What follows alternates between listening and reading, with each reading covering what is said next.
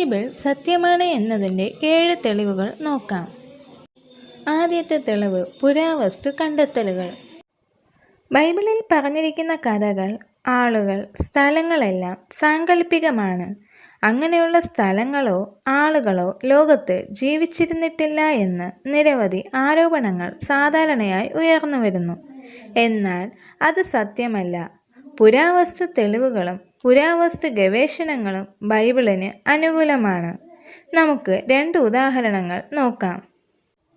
ദാവീദ് രാജാവിനെക്കുറിച്ച് നാം എല്ലാവരും ബൈബിളിൽ വായിച്ചിട്ടുണ്ട്. ദാവീദ് സാങ്കല്പിക കഥാപാത്രമാണെന്ന് വർഷങ്ങളോളം പലരും വാദിച്ചു.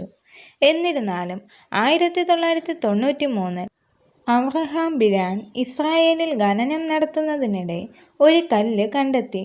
അതിൽ ദാവീദിൻ്റെ ഭവനത്തിൽ നിന്ന് വന്ന ഒരു രാജാവിനെ പറ്റി എഴുതിയിരുന്നു. ഇതിൽ നിന്നും ദാവീദ് ഒരു സാങ്കല്പിക കഥാപാത്രമല്ലെന്നും യഥാർത്ഥത്തിൽ ജീവിച്ചിരുന്ന ഒരു രാജാവാണെന്നും അദ്ദേഹത്തിൻ്റെ വംശത്തിൽ നിന്ന് രാജാക്കന്മാർ വന്നിട്ടുണ്ടെന്നും സ്ഥിരീകരിക്കുന്നു. രണ്ടാമത്തെ തെളിവ് ശാസ്ത്രീയ തെളിവുകൾ. മതഗ്രന്ഥങ്ങളിൽ ശാസ്ത്രീയ വസ്തുതകളൊന്നും തന്നെ ഉണ്ടാകില്ലെന്നും കെട്ടുകഥകളും നുണകളും മാത്രമേ ഉണ്ടാകൂ എന്നതാണ് പലരുടെയും അഭിപ്രായം. എന്നാൽ ബൈബിളിൽ നിരവധി ശാസ്ത്രീയ വസ്തുതകളുണ്ട്. ഈ ശാസ്ത്രീയ വസ്തുതകൾ ചിലത് ലോകം കണ്ടുപിടിക്കുന്നതിന് മുൻപ് തന്നെ ബൈബിളിൽ രേഖപ്പെടുത്തിയിട്ടുണ്ട്. അവയിൽ ചിലത് നോക്കാം. വായുവിന് ഭാരമുണ്ട് എന്ന് 1600-ൽ ശാസ്ത്രജ്ഞർ കണ്ടെത്തി. എന്നാൽ ഇത് നൂറ്റാണ്ടുകൾക്ക് മുമ്പ് ബൈബിളിൽ രേഖപ്പെടുത്തിയിട്ടുണ്ട്.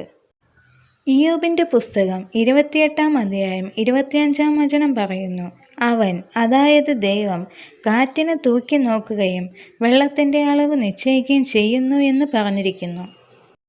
മറ്റൊരു ഉദാഹരണം നോക്കാം.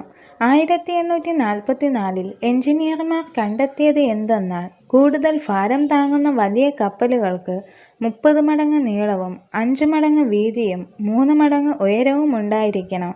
അതിനാൽ ആ അനുപാതത്തെ അടിസ്ഥാനമാക്കിയവർ രണ്ടാം ലോക മഹായുദ്ധത്തിൽ ആ അനുപാതം അടിസ്ഥാനമാക്കി വലിയ ഭാരം താങ്ങാൻ കഴിയുന്ന ഒരു സ്വതന്ത്ര കപ്പൽ നിർമ്മിച്ചു. എന്നാൽ ഈ അനുപാതം ദൈവം നൂറ്റാണ്ടുകൾക്ക് മുമ്പ് ബൈബിളിൽ നോഹയ്ക്ക് വെളിപ്പെടുത്തിയിരുന്നു.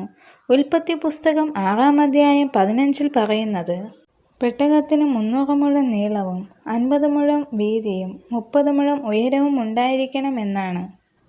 ബൈബിളിൽ ഇനിയും നിരവധി ശാസ്ത്രീയ വസ്തുതകളുണ്ടെന്ന് നമുക്ക് മനസ്സിലാക്കാം.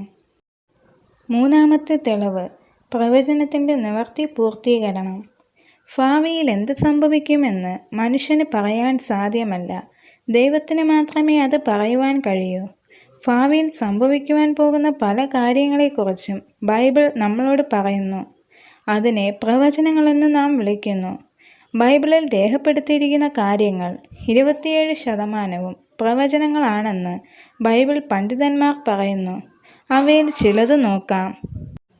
പഴയ നിയമത്തിൽ മശിഹായെക്കുറിച്ച് 100-ലധികം പ്രവചനങ്ങൾ ഉണ്ട്. അതായത് മനുഷ്യരാശിക്ക് വേണ്ടി മരിക്കുന്ന ദൈവത്തെക്കുറിച്ച്. അവൻ എവിടെ ജനിക്കും, എങ്ങനെ സേവിക്കും, എങ്ങനെ മരിക്കും എന്നതിനെക്കുറിച്ചെല്ലാം നിരവധി പ്രവചനങ്ങളുണ്ട്. ഇവയെല്ലാം യേശുക്രിസ്തുവിൻ്റെ ജീവിതത്തിൽ നിറവേറിയതായി നമുക്ക് കാണുവാൻ കഴിയും. ആയതിനാൽ യേശുക്രിസ്തുവിൻ്റെ ജീവിതത്തിൽ ഈ പ്രവചനങ്ങളെല്ലാം പൂർത്തീകരിച്ചിട്ടുണ്ടെങ്കിൽ തീർച്ചയായും ഇത് ദൈവത്തിൻ്റെ പ്രവൃത്തിയാണെന്ന് മനസ്സിലാക്കാം. യേശുക്രിസ്തുവിൻ്റെ ആദ്യ വരവിനെക്കുറിച്ച് പ്രവചനം ഉണ്ടായിരുന്നതുപോലെ യേശുക്രിസ്തുവിൻ്റെ രണ്ടാം വരവിനെക്കുറിച്ചും അവൻ്റെ വരവിന് മുൻപ് ലോകത്തിൽ സംഭവിക്കുന്ന എല്ലാ കാര്യങ്ങളെക്കുറിച്ചും പ്രവചനമുണ്ട്. മത്തായി 24-ാം അധ്യായം 6-ാം വചനത്തിൽ അവസാന കാലത്ത് വരുവാനിരിക്കുന്ന ബാധകളെക്കുറിച്ചും യുദ്ധങ്ങളെക്കുറിച്ചും പറയുന്ന പ്രവചനങ്ങളുണ്ട്. കൊറോണ പോലെയുള്ള മഹാമാരിയുടെ പിടിയിലാണ് ലോകമിപ്പോൾ.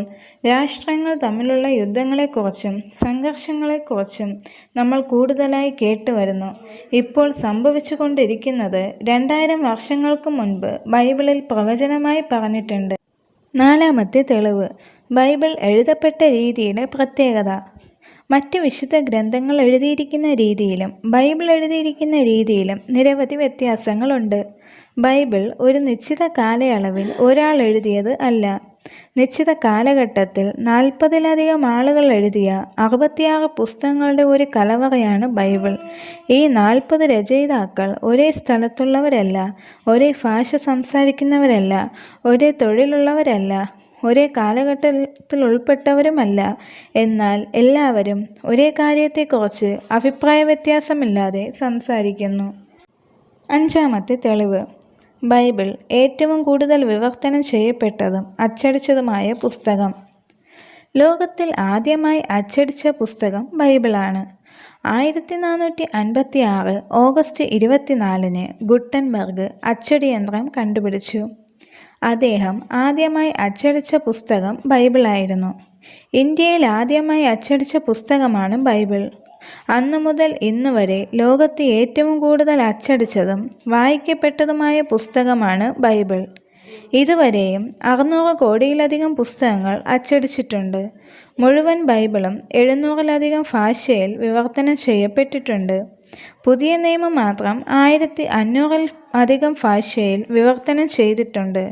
ലോകത്തിൽ ഏറ്റവും കൂടുതൽ വിവർത്തനം ചെയ്യപ്പെട്ട പുസ്തകമാണ് ബൈബിൾ. ആറാമത്തെ തെളിവ്: ബൈബിൾ ജീവിതത്തെ മാറ്റിമറിക്കുന്ന പുസ്തകം. 2 കൊരിന്ത്യർ 5-ാം-അധ്യായം-17 പറയുന്നു, ഒരുവൻ ക്രിസ്തുവിലായാൽ അവൻ പുതിയ സൃഷ്ടിയാണ്, പഴയത് കഴിഞ്ഞുപോയി, ഇതാ അത് പുതുതായി തീർന്നിരിക്കുന്നു. പാപത്തിലും ദുശ്ശീലത്തിലും കുടുങ്ങിപ്പോയ അനേകർക്ക് ബൈബിൾ സ്വാതന്ത്ര്യവും പുതിയ ജീവിതവും നൽകിയിട്ടുണ്ട്. ബൈബിൾ പാപികളെ വിശുദ്ധന്മാരായും കൊലപാതകരെ നല്ലവരായും ദുഷ്ടന്മാരെ സൽഗുണപൂർണരായും മാറ്റിയിട്ടുണ്ട്. നിങ്ങളുടെ എല്ലാവരുടെയും പാപങ്ങൾക്കായി ക്രിസ്തു മരിച്ചു എന്ന് ബൈബിൾ പറയുന്നു. അതിനാൽ നിങ്ങൾ അതിനെക്കുറിച്ച് വിഷമിക്കേണ്ടതില്ല. ക്രിസ്തുവിൽ നമുക്ക് പുതുജീവിതം ലഭിക്കുമെന്ന് ബൈബിൾ നമുക്ക് പ്രത്യാശ നൽകുന്നു. ലോക ചരിത്രത്തിൽ തന്നെ ഏറ്റവും അധികമായി വായിക്കപ്പെട്ട പുസ്തകമാണ് ബൈബിൾ. ഏഴാമത്തെ തെളിവ്: ബൈബിളിന് വേണ്ടി മരിച്ചവർ. ദശലക്ഷക്കണക്കിന് സത്യക്രിസ്ത്യാനികൾ ബൈബിളിനായി തങ്ങളുടെ ജീവൻ നൽകിയിട്ടുണ്ട്. 4-ാം നൂറ്റാണ്ട് മുതൽ 16-ാം നൂറ്റാണ്ട് വരെ റോമൻ സഭ ആരും ബൈബിൾ കൈവശം വയ്ക്കുവാനോ വിവർത്തനം ചെയ്യുവാനോ പാടില്ലെന്ന് നിയമം കൊണ്ടുവന്നു. ഈ നിയമം ലംഘിക്കുന്നവർ ശിക്ഷിക്കപ്പെടുകയോ കൊല്ലപ്പെടുകയോ ചെയ്യും. എന്നിരുന്നാലും യഥാർത്ഥമായി സ്നേഹിച്ചവർ ഈ നിയമത്തെ ഭയപ്പെട്ടില്ല. ദൈവസ്നേഹം എല്ലാവരിലേക്കും എത്തേണ്ടതിന് അവർ ബൈബിളിനെ പല ഭാഷകളിലേക്ക് വിവർത്തനം ചെയ്തു. അങ്ങനെ അവർ വലിയ കഷ്ടപ്പാടും പീഡനങ്ങളും അനുഭവിച്ചു. ജോൺ വിക്ലിഫ് ബൈബിളിനെ ഇംഗ്ലീഷിലേക്കും മാർട്ടിൻ ലൂതർ ജർമ്മനിലേക്കും മറ്റ് പലരും ബൈബിൾ പല ഭാഷയിലേക്കും പരിഭാഷപ്പെടുത്തി. ബൈബിളിനെ കൈവശം വച്ചതിൽ ദശലക്ഷക്കണക്കിന് ക്രിസ്ത്യാനികൾ മരണപ്പെട്ടു. ഇന്നും ജീവിതത്തെ ഭയക്കാതെ സത്യത്തിനായി നിലകൊള്ളുന്ന നിരവധി ആളുകൾ നമുക്ക് ചുറ്റുമുണ്ട്. ബൈബിൾ സത്യത്തിൻ്റെ ഗ്രന്ഥമെന്നുള്ളതിൻ്റെ വലിയ തെളിവാണ് ഇത്. ഈ 7 തെളിവുകളും നോക്കുമ്പോൾ ബൈബിൾ തീർച്ചയായും ഒരു യഥാർത്ഥ ഗ്രന്ഥം ആവുന്നു.